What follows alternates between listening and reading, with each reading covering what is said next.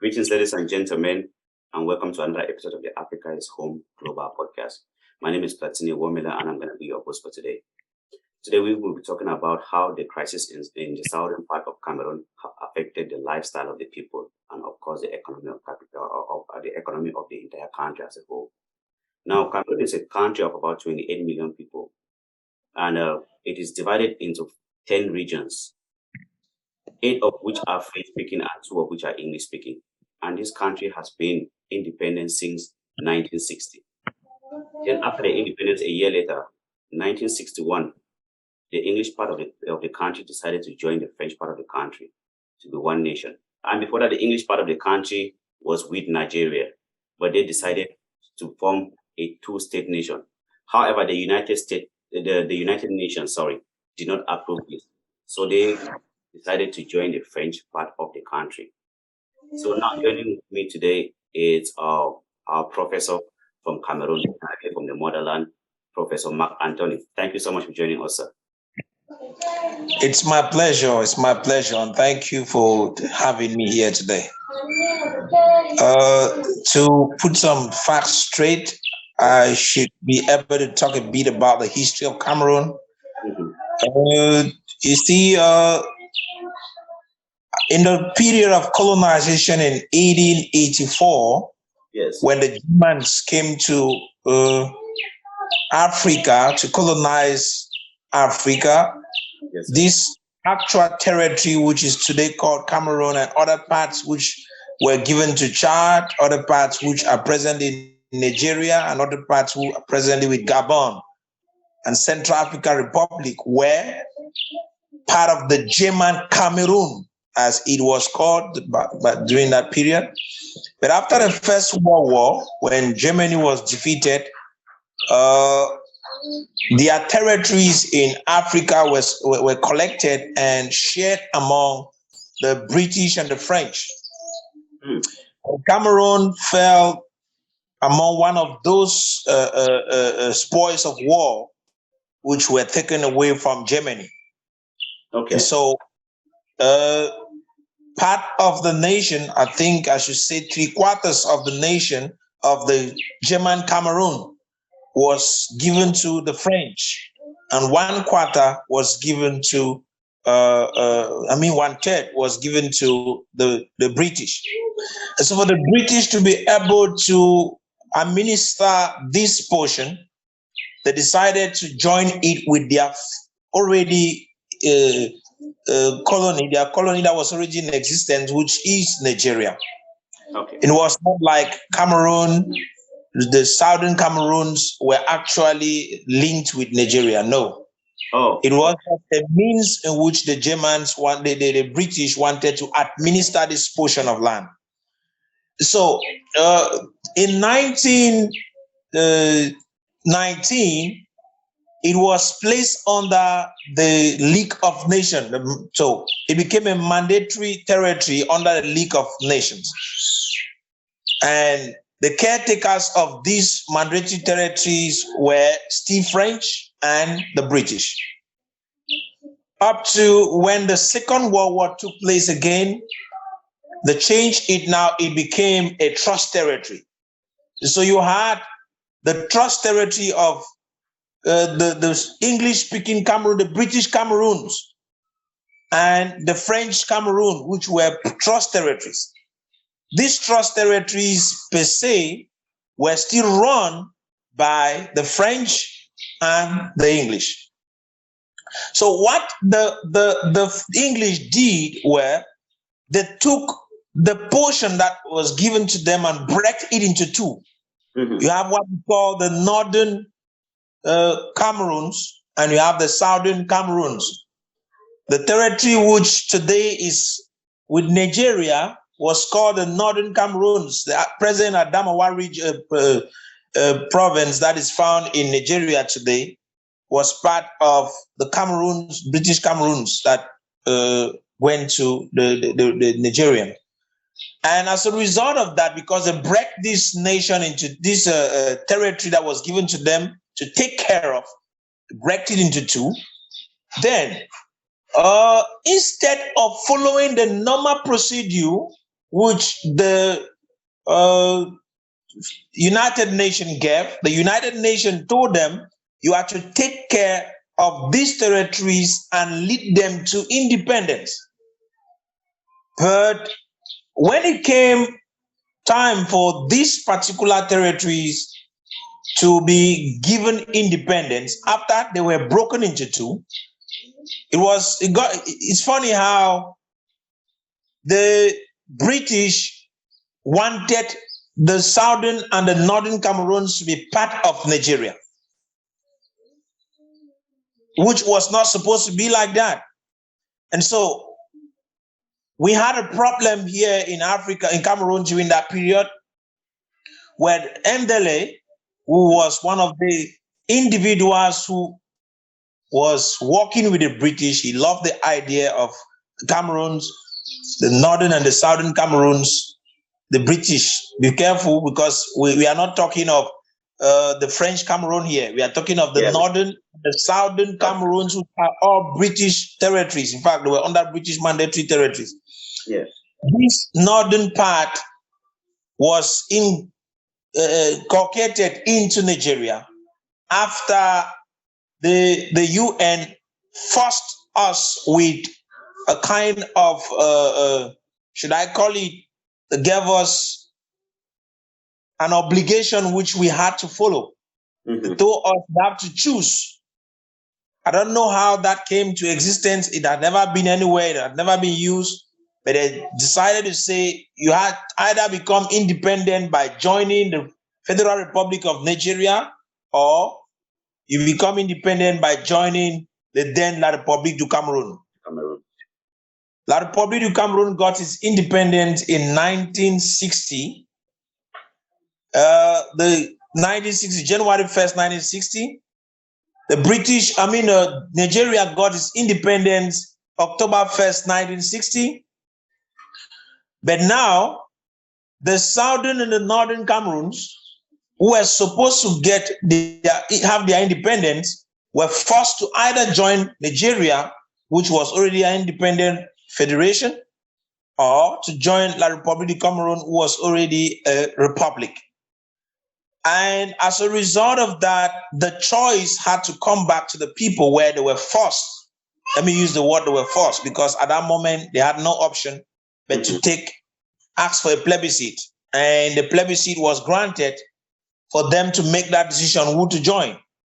And so that plebiscite, they decided to vote massively to reconstitute the original Cameroon, which was under the Germans. And for this, the southern Cameroons decided to join La République du Cameroun, while the northern Cameroons decided to join Nigeria. Wow. And as a result of that, the British faction, the British Cameroons, was divided into two. One side went to Nigeria and one side came to Cameroon, to La République du Cameroun. And today, even though this union took place, there is a serious problem, because the decision and the choice of these people to choose to join La République du Cameroun was because people like Foncha sold a vision of a federation. And so they decided to say, okay, they prefer to join La République du Cameroun under a federation.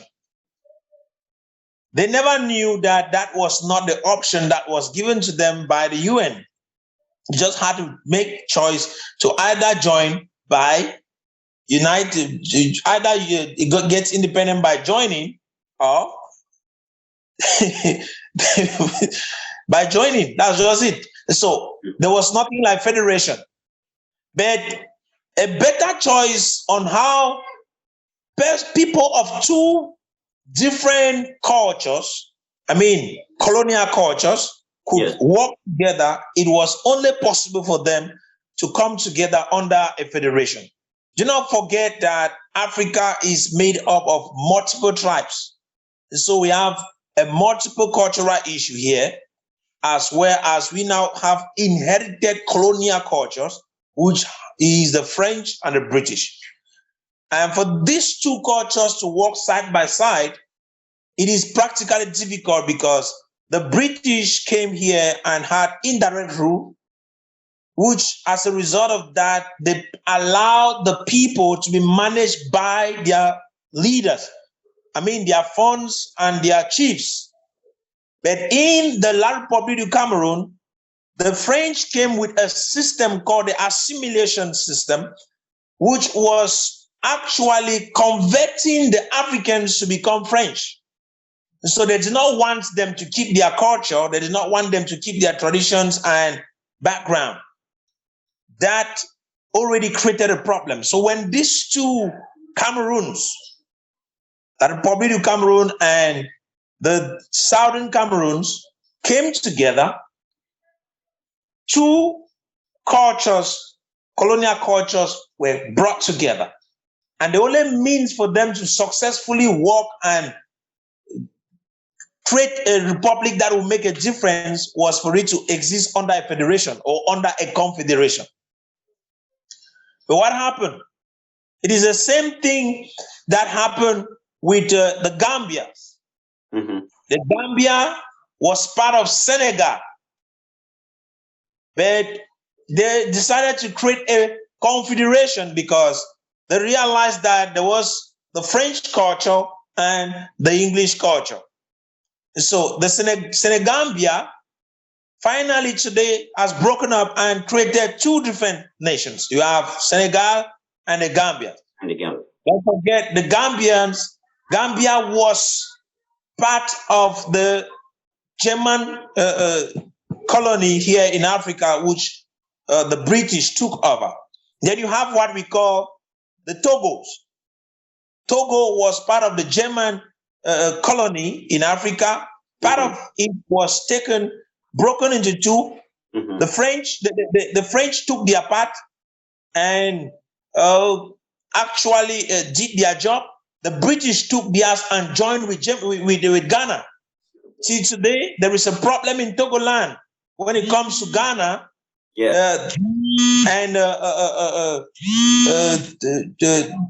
fact, the Togoland in Ghana is having a problem today because they are asking for their independence. That is the same thing that is happening in Cameroon.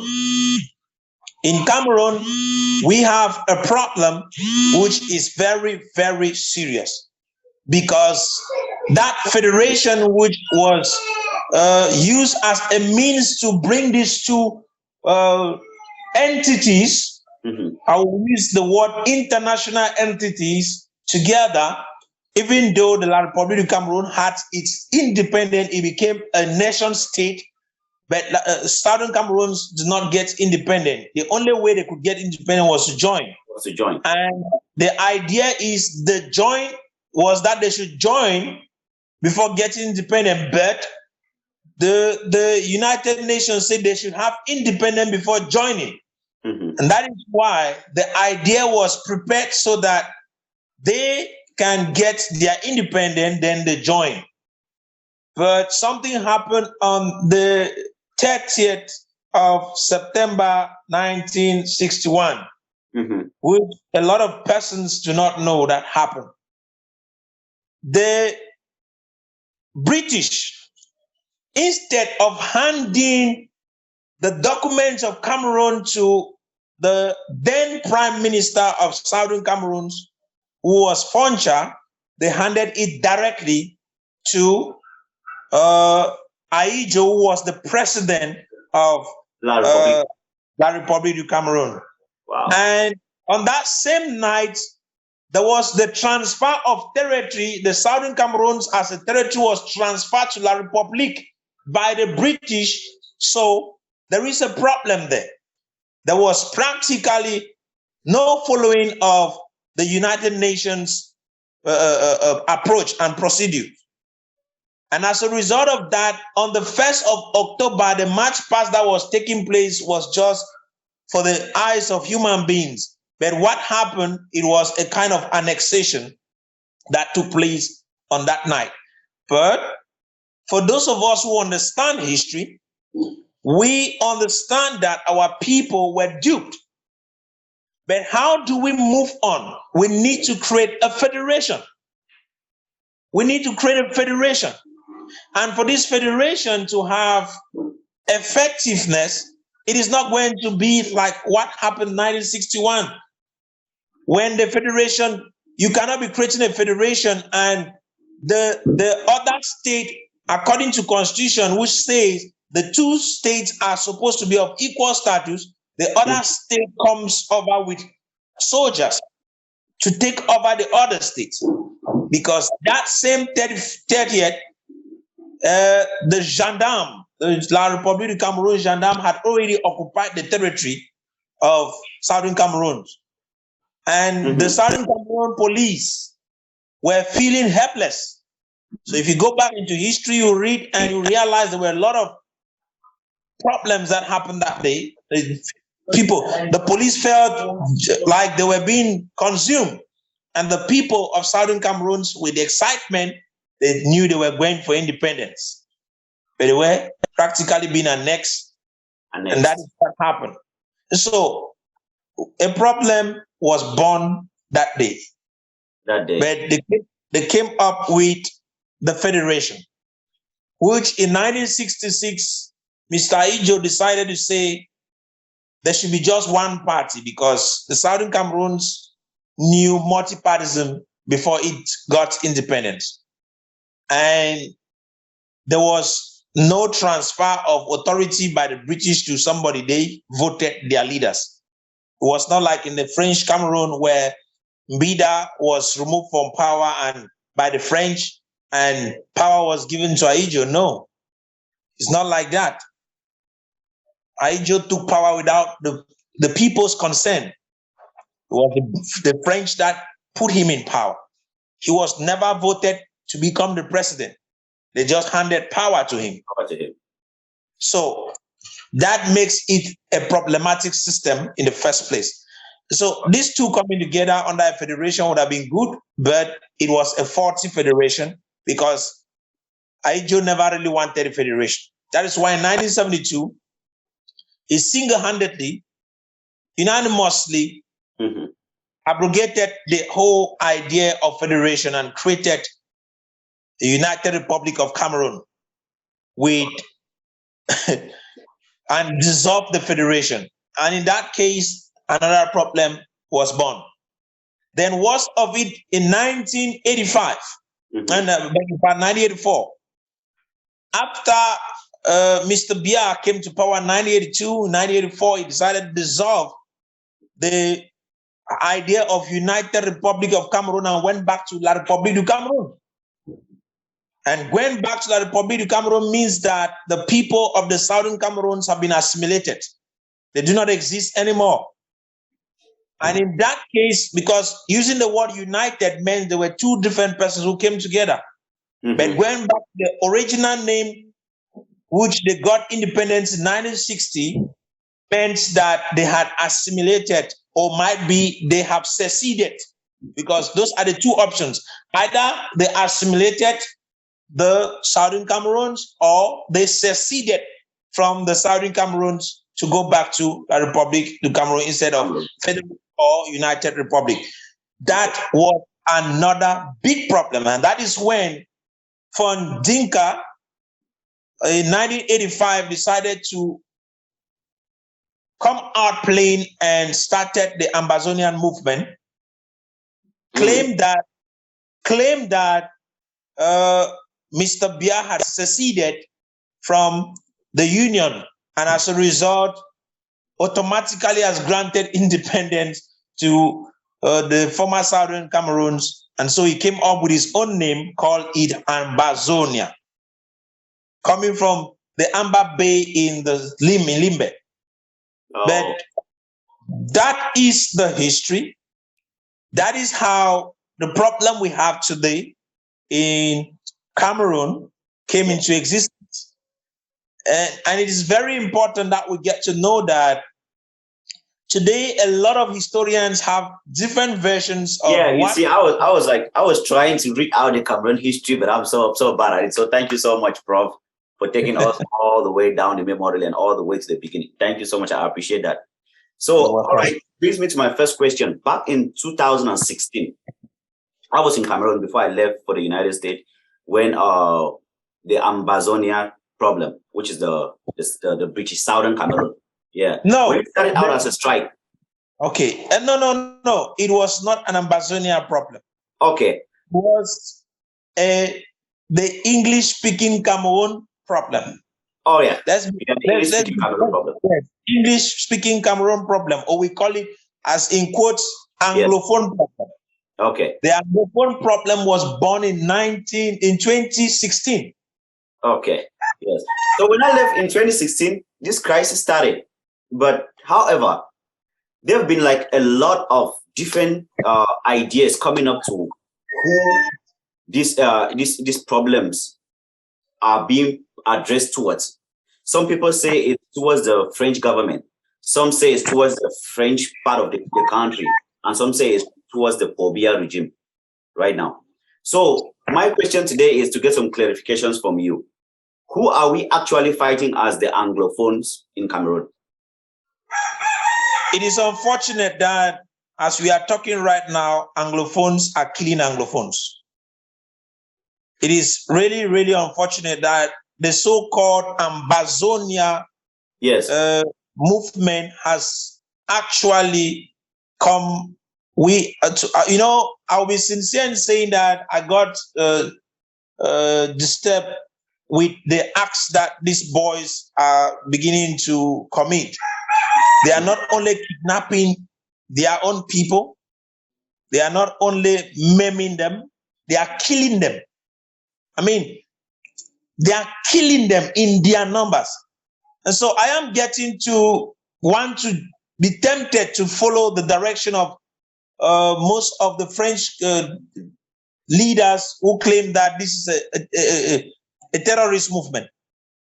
Why am I being this hard on that statement? You can't come up, take over something with your people. I'll tell you in 2016, when the teachers and lawyers went on strike, they had demands that they placed at the government's feet. What were those demands? They needed for us, the English speaking, or put it this way, the Anglophones in Cameroon, to have social justice because we were being marginalized. As far back as 1960, 1972, we have been marginalized. Being marginalized, we were not enjoying the national cake in the same ratio as the other region. Our citizens were not being brought into, when you want to talk of ministerial positions, there were some particular ministerial positions which our people could not participate. And worst of it, the Anglo-Saxon educational system was being disrupted with the French system, where they were sending French teachers to come teach English students. The common law system that was inherited from the British in Cameroon was being, in fact, infiltrated with rubbish, with civil law, where they will send civil law magistrates to come sit in common law courts. And as a result of that, there were so many problems created. A person was no more seen innocent before proven guilty. Mm-hmm. They were seen as guilty before proven innocent. So those were problems that the lawyer said, no, we have to stop this.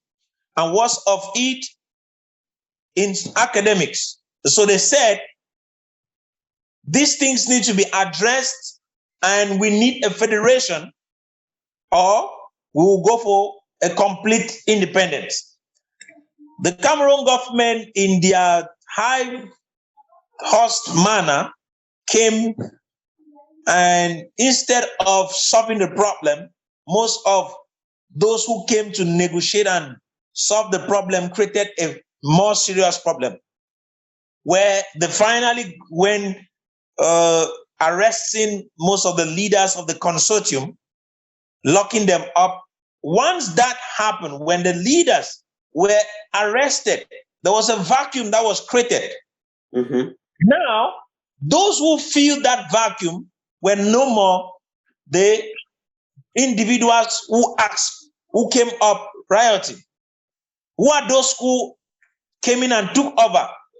There were many of our brothers who were sitting in the West who came in. The diaspora. The diaspora. And they everything. They hijacked this particular issue, created what we call the Ambazonia movement. So the Ambazonia, as per se, came in from the West through our diaspora. And at that particular moment, the people were angry. So yes, they stood for it. That is why in September 2017, if you follow what happened, almost every Anglophone in Cameroon was on the streets, marching and asking for independence. Absolutely. What they received were soldiers. Soldiers came in, and that is when our problem took another phase, where after the 1st of October, guns came in. The 1st of October 2017, guns came in. That completely changed the crisis into another thing. It became an armed conflict now. And gradually, it evolved from just being an armed conflict to become an asymmetric war. So, Professor, sorry I'm interrupting. So right now we don't even know who we are fighting. If we are fighting ourselves or the French Cameroon or the French government itself. We don't even know who we are fighting right now. At the moment, we are having a problem because those who picked up arms and claimed that they wanted to protect the people, because, as I mentioned, when the Cameroon government sent the police and the gendarme, they came in with repression. And as a result of that, they started killing individuals. It provoked some young people to get into the bushes, and they picked up arms and started retaliating. At that moment, they were fighting against the soldiers. But as time progressed, it was no more soldiers. They started rather fighting our own people. Yeah, I heard of the kidnappings. Even there was a time that I remember. Sorry about this. There was a time that I remember my mom, because she lives in Douala right now. She called me and she said, if you come to the country, just make sure you stay in the French part. Do not venture into the English part, because they will kidnap you and ask for a ransom.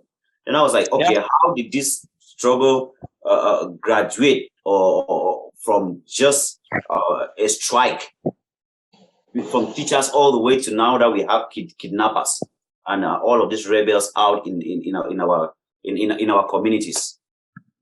I would say that hunger is one of the reasons. Greed.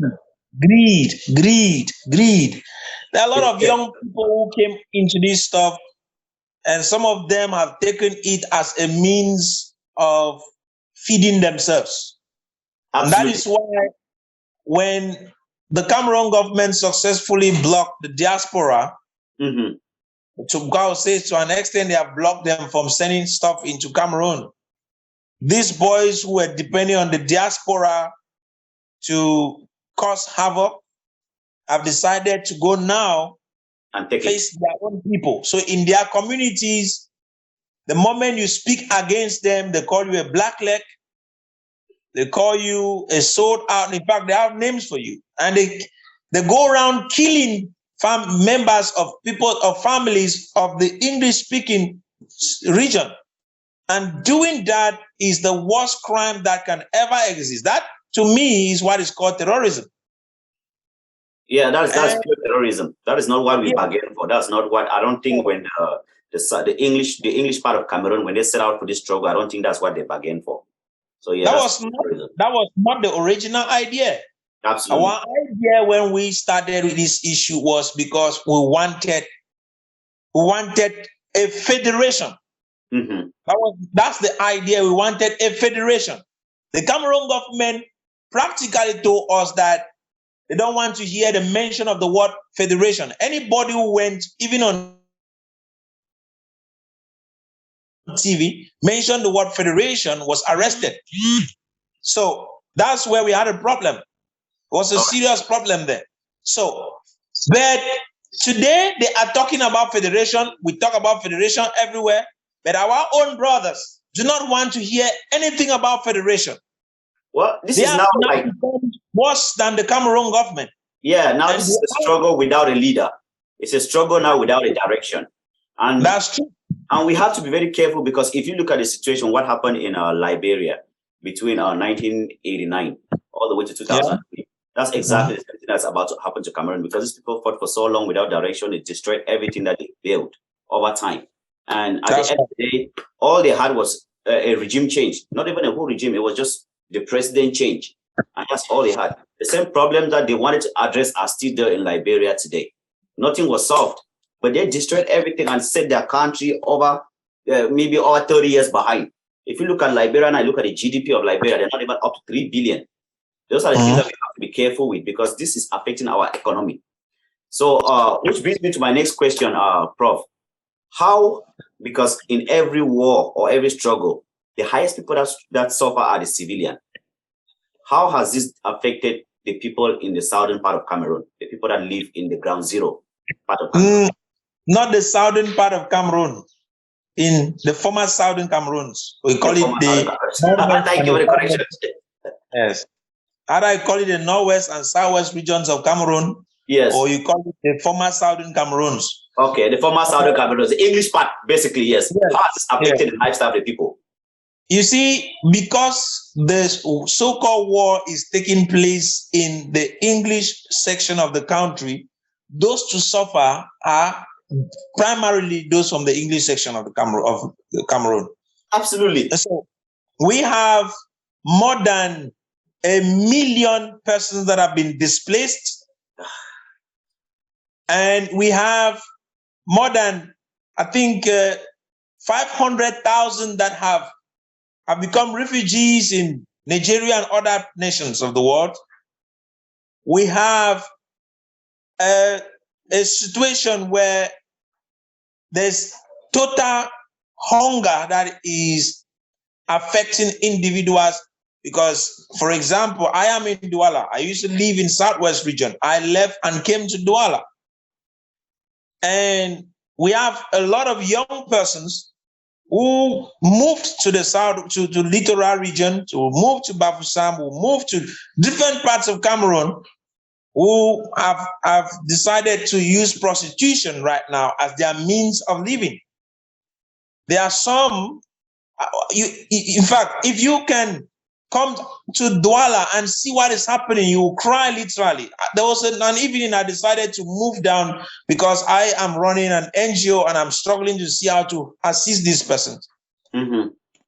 I went down to Bonaberry, and that was around 10, went down to 12 a.m. When the parks were being emptied, that is where I saw young people getting inside to make their beds and sleep in sheds. Young girls they line themselves on the streets, and they are looking for who can give them 1,000 francs to sleep with them. It is aching to know that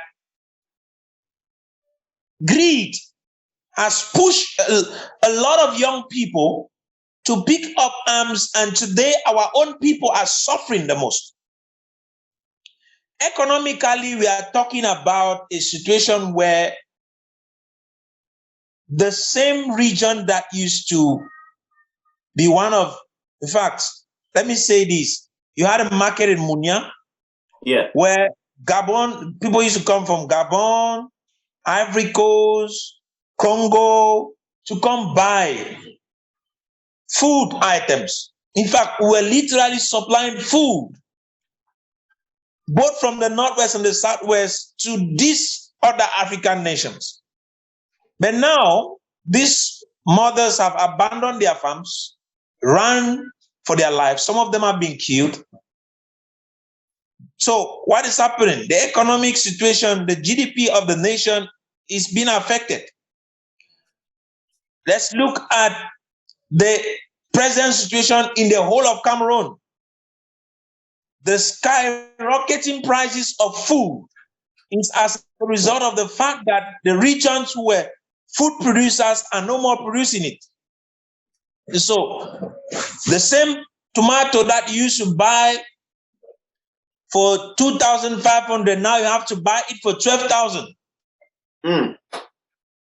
The same bag of rice that you used to buy for 12,000, you buy it now for 24, 25,000 francs. The question is, what has happened? It is a useless war that has taken place. You know, I have been talking about, you have called those who have picked up arms against the state, I've given them names. But we have a very hard-headed government, which I don't understand why they have decided to use a military option to solve a problem, a political problem, which to me was supposed to have been handled very politically, and we will not be in the state in which we are. At the beginning of the crisis, they should have solved that at the very beginning. It would have been solved long ago. Yeah. 2016. Yeah. But since we have people who came on the back of high horses, they led us into a crisis. And today they are not taking responsibility of what they created. They keep on coming with one committee to the next and proposing window dressing solutions that are not actually handling the problem. Today they will come with this, the next day they will come with that, the next day they will come. In 2019, they had what we call the national dialogue, which till now, I don't know the effects and the importance of that dialogue. Was just to spend the taxpayers' money. So and no result. I have another follow-up question for you with regards to the people that have been dispersed due to this crisis. Yeah. Has the government set any measures in place to help them out? Because these people are in Nigeria, they are in the French part of the country. Some of them have never been there before. You see, help them out? You see, like I said, the Cameroon government has its ways of handling social crisis like the one we are having right now. Humanitarian problems which are supposed to be handled with the kind of care, it has been handed into the hands of the Ministry of Territorial Administration. You would have heard that the Ministry of Territorial Administration at a particular period was going around handing mattress, pots, buckets, soap to food. Yes, the first thing they need is food and safety. Yes, they need food and they need safety. But who has given them safety? Nobody. They say that for those who have come into Cameroon, they have into the French-speaking part of Cameroon, they have been received into houses as if they are not paying house rent. They are struggling to pay their house rent by themselves. Someone who never even knew where they were going to, they are stranded. Some of them are living on streets. So we are not talking of a situation where everything is fine. We are talking of a situation where people are suffering. And there is no practical solution from the government to deal with that. Some few individuals are touched. When they take food items that they want to go give, they say the people who eat that food, and not the people who are suffering, because they give it into the hands of greedy persons who go, they do what they want, they choose to see that. When I'm talking, I'm feeling hurt, so please. I understand, Prof. I understand. It's very emotional. Like, you see this happen every day. When you get out of your house, you see it happening right there. It's aching. Yeah. So it's very. So generally, I know these are basically bring down the lifestyle of the English part of Cameroon. So has this affected the lifestyle in the French part of Cameroon? Because I haven't heard anything from the government of Cameroon recently. They've been so quiet about the entire situation. Yeah, everything is under control. That's the statement they use. Oh. That's the statement the Cameroon government says they are using. Say everything is quelling down. Everything is under control. The Minister of Territorial Administration practically said they are just a handful of rebels now that are actually disturbing, but everything is getting to normalcy. Nothing is getting to normal. But you see, that's just a statement that makes a lot of us at times we get disturbed with what is happening, because the people are suffering. The people are suffering. Recently, when schools were about to begin, the Minister of Basic Education and the Minister of Higher Secondary Education actually said they do not want what they used to call community schools that that these Amber boys actually instituted in the Northwest and Southwest region. So it caused them to also block the whole place. So they were, for the past 1 month, the people in the Northwest and the Southwest are practically beyond that lockdowns, ghost towns. So you can imagine, for 1 month, you do not keep food that you'll be eating.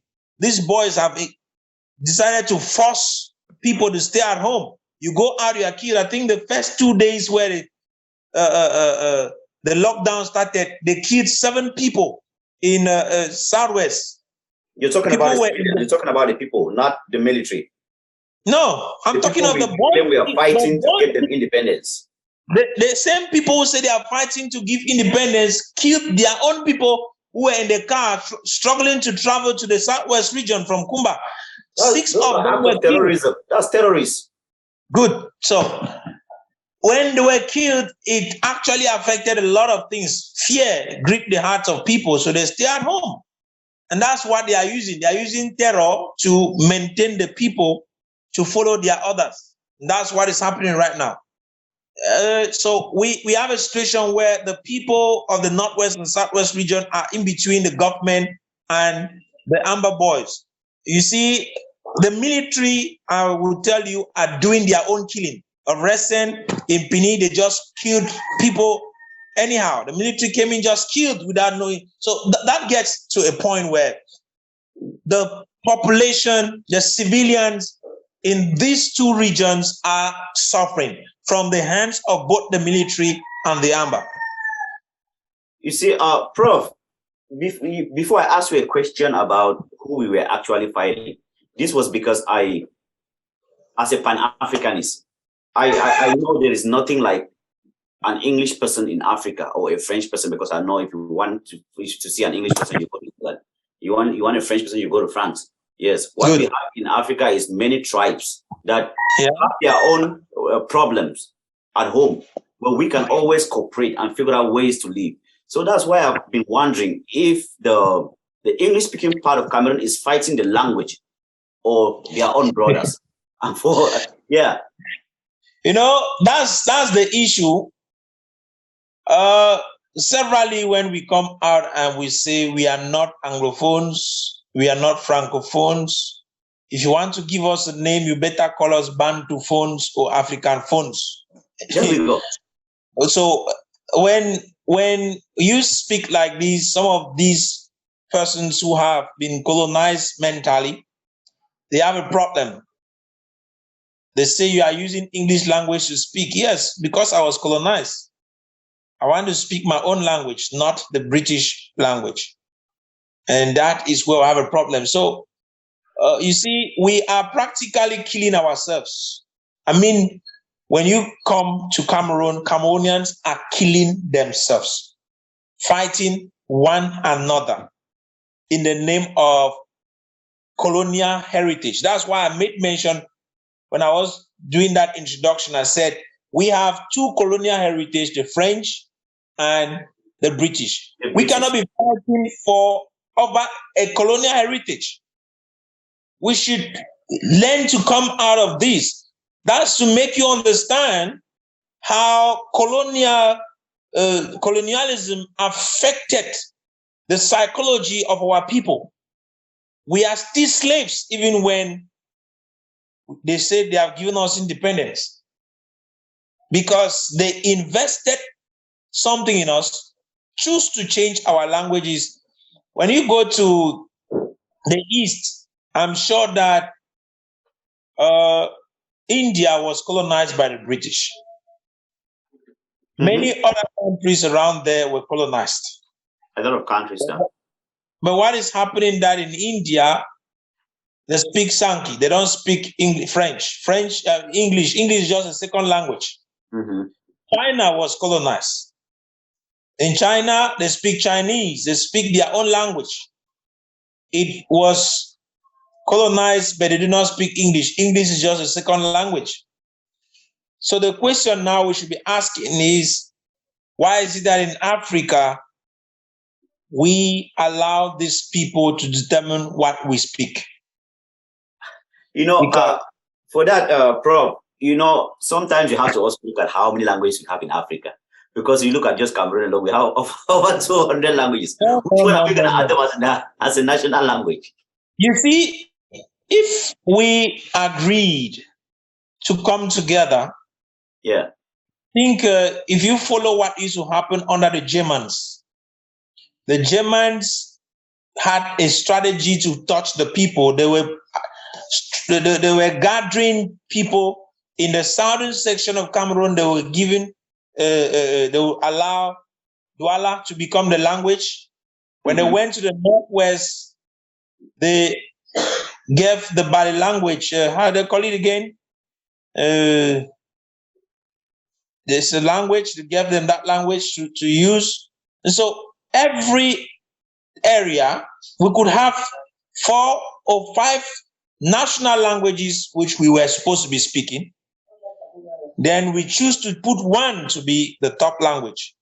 But what is happening? We do not have any. Today, the Douala that we were even struggling to speak has disappeared.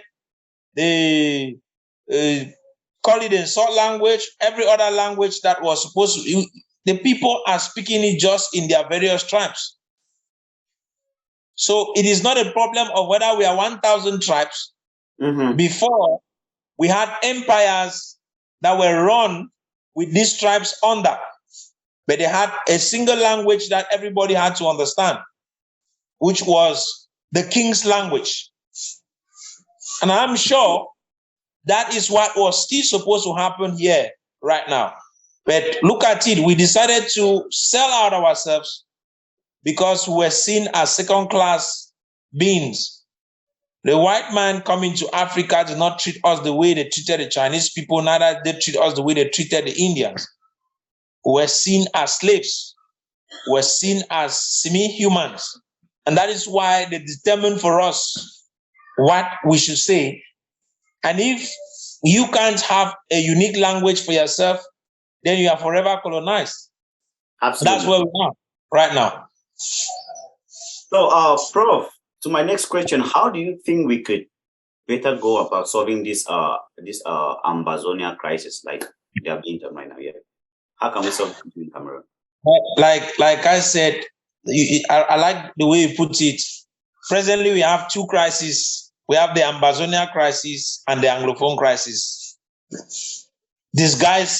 One is disguised like the other. The first thing is, as Anglophones in Cameroon, we need to get to the place where we identify those that are for us and those that are against us. which means we need to sit down among ourselves in the first place to be able to sort out which path we should take. We should also get to a place where we have a leadership, because once there is no leadership, there is no possibility for us to progress. That's why you see us turning around and around, fighting among ourselves. So we need to get to see it. It was like before the Cardinal Toomey died, he was pressing forward to have the All Anglophone Conference, which was fought by Anglophones. You can imagine that. Remember, the former mayor of Boya said it will be over his dead body that it will happen. Unfortunately, he's of late. Unfortunately, Toomey is of late. I don't know who now is going to carry that, but we need to sit down. But above all, there is need also for a sincere dialogue. When I say dialogue, not the stuff that happened in Cameroon in 2019 that was called Grand National Dialogue. No. We need dialogue. When I say dialogue, we need to sit down face to face on a neutral ground with the government of Cameroon and be able to negotiate our future. Because at this present moment, the Anglophones in Cameroon are negotiating on how to live in Cameroon. It seems as if we do not have a living space here. So there is need for us to sit with the government of Cameroon and negotiate our living together. And under which structure? Because I will tell you, the problem in Cameroon is not the language. It's not English, nor is it French. That's not the problem. We have bad administration in this country. We have corruption that has taken over the whole place. And so as a result of that, those small things are unable to permit Cameroonians to enjoy what they produce.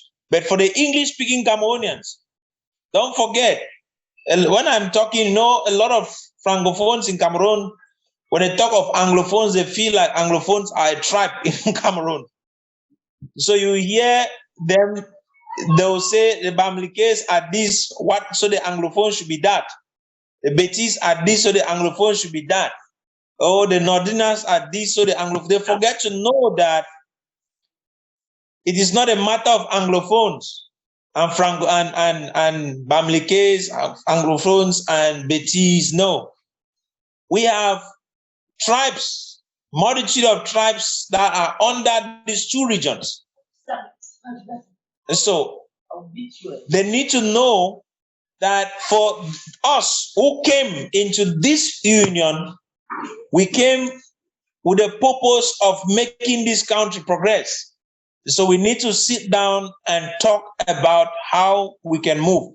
So how do we solve this problem? The problem can only be solved through a dialogue, sincere dialogue, which will, I want to say it again, it's not a dialogue that is going to happen in Yaoundé, neither in Douala, not in Fumban this time.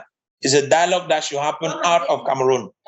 That will permit all participants, in fact, those whom, whether it is the federalists, they should come down. Unionists, they should come down. Whether it's in the secessionists, let them come down. We need everybody on the table, then we negotiate from that position. Not a precondition dialogue. Yeah, but Prof, from what I'm gathering, the Ambazonia gang, they don't even want a dialogue. They are just looking for complete separation. They say they want a negotiation of separation, negotiation to separate. But I don't think that that is a part, because a lot of persons used to say that every Anglophone wants to separate, but I don't think that is true. We are looking at the visibility of this particular idea of separation, and we are not seeing it. So it is possible that if we take the path of federation, then with federation, we can have an opportunity to press our own position to the government. And as time progresses, we can tell the government this is what we want. But what's of it today, those from the Northwest and those from the Southwest are having a divide, which was sown by the government also. So there's a serious problem that a lot of people are not seeing. If we end up saying that, okay, let us go our ways, we'll still have a war. Yeah. Like what has done. The Northwest and the Southwest will still fight anyways. Yes. So there is need for caution to be taken. I am not saying that there's no possibility for these people to create a nation and separate. But what is the feasibility? What's the path? Do they have a path? No. They have already proven to us that there is no path. That's why they have no plan. They are just looking at no structure. There's no leadership. They're just fighting. There's no strategy. There's no path that they want to take, no plan. They keep on using deception to keep people in one position and manipulating them. So there is need for any English-speaking Cameroonian of right mind to get to the place where they should understand that what we need is a federation in this country. We need a federation. Absolutely. It's about time we call off this so-called Ambazonia struggle and go back to federation and go back to negotiation. Yes, it's painful. It's painful that we have lost a lot of persons, and yet we have not gotten what we want, and we cannot keep losing them because it was very unrealistic, Prof. It was very unrealistic from the beginning. Very, very unrealistic. Yes, when this Ambazonia thing came up, it was very unrealistic. It was just a handful of people terrorizing their own people. They to Cameroon. You know, when a people are in anger and a few group of individuals understood the anger of the people, they decided to take it over and use it the way they wanted. But I think it is time for us to accept the reality of issues on the ground and be able to fix this thing and let peace return to this nation under a federal system of government. All right. Thank you so much, Prof. We are running out of time here. So I know you are a strong soldier on ground zero. You are a strong Pan-Africanist. So go ahead and tell us what you're working on. Thank you for the opportunity. Like you mentioned, we are having an organization, United Africa for Economic Empowerment. Mm-hmm. If you can see behind me, that's the logo there. And okay. Yes, so United Africa for Economic Empowerment was created with the sole intention of working towards the unity of African descent, both in the diaspora and in the continent. Mm-hmm. And for this to happen, we understood that what we need right now is not political independence, but we need economic independence. So we stepped up with that and created the organization. But in recent years, we have had different challenges coming up from different nations in Africa, and particularly in Cameroon, where we are having the headquarters of the organization. Mm-hmm. With this crisis, we have been doing our best to see how we can help the IDPs, the women, and children who are not going to school. We are struggling to see how we can assist them. And apart from that, we also thought of it that since GMOs are entering into Africa with a speed of light, it is going to be at our detriment because GMOs have a tendency of destroying the organic seed. They destroy the soil, they destroy and pollute the organic seed. So we have embarked on organic farming in order to be able to multiply these seeds.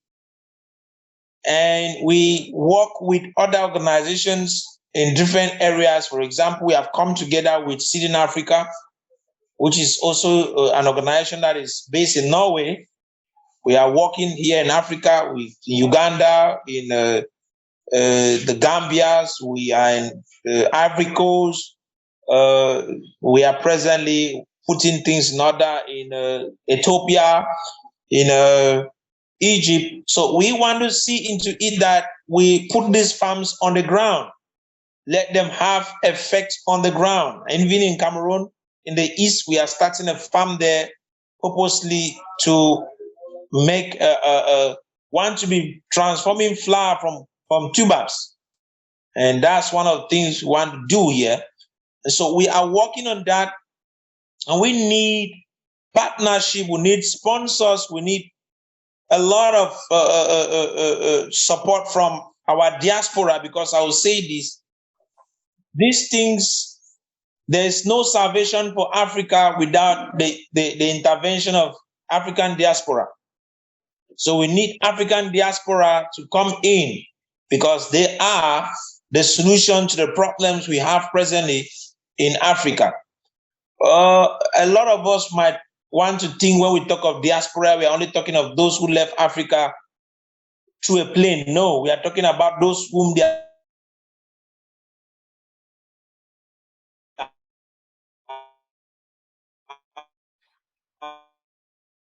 one of the issues we have work on that aspect. We need our diaspora. So those who are carrying through ship, we have the Caribbeans, those are diaspora. We have most of them in Europe, in different parts of the world. We need them to come back to Africa. Absolutely. Empower the land. So we are having an event that we are organizing from the 30th of November to the 4th of December. It's called PanaFest, the PanaFest International Cultural Expo and Festival. It is an event we conceive to be able to gather our people, African descents, into Africa, where we feast, celebrate, share knowledge, and network in order to be able to build a ground on which we can be able to do the exploit we are talking about. So at the present moment, we are working towards that event. And I want to say that we are having that event is having business exposition. So we need different persons who are going to share different business ideas. We need speakers for the event. So far, we have a few of them, but we need about 15 speakers for the event. Then we will be having business exposition. We need businesses to come expose their businesses. We need businesses to come do exposition and sales. And that is one of them. We also have the fashion show, which we encourage designers from wheresoever they are in the world to come into Africa and into Cameroon to come participate in this fashion show. So we get to see the African diversity which we share. And apart from that, we have an award program. We every year make sure we hand awards to Africans who have been contributing marvelously towards the progress of the African people and the development of the African people. And so we call it the PanaFest International Award, which we hand over to Africans who are doing wonders, who are struggling to see into it that Africa progresses. So that award is available for those who are nominated. So we are asking, if you have not been nominated, you can visit our website, or maybe let's say our Facebook page, because we ask that the nomination should be done on our Facebook page, which is United Africa for Economic Empowerment. That's the Facebook page. You just go type, you find United Africa for Economic Empowerment. You like and follow, then you share, you nominate, or you want to contact us, you can contact us through the WhatsApp page that is on the Facebook page. It is very important. We need the diaspora to join us in this. All right. Thank you so much, Prof. Thank you so much. And ladies and gentlemen, you guys just heard from the CEO of United Africa for Economic Empowerment himself. So go to the Facebook page and submit your nomination. And also, do not miss the event. You said it was November 30th to December 4th. Yes. All right. Do not miss the event. So how can we find a link to the event? Okay, the link to the event is also found on our Facebook page, but the website, we have a website.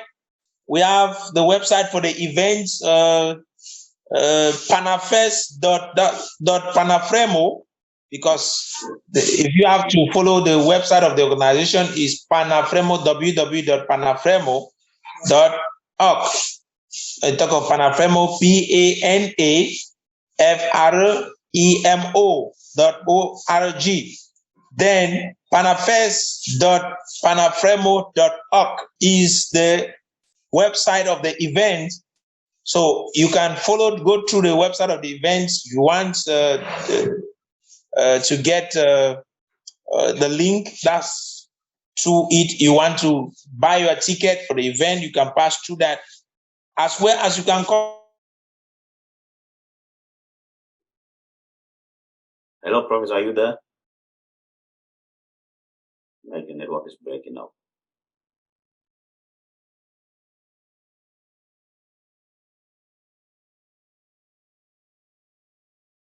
Well, ladies and gentlemen, we will just put the link to the event on the video for you guys, in case if you wanted to purchase a ticket, then you can just go to their official Facebook page and purchase a ticket. Thank you guys so much for watching this episode today, and we hope to see you next time.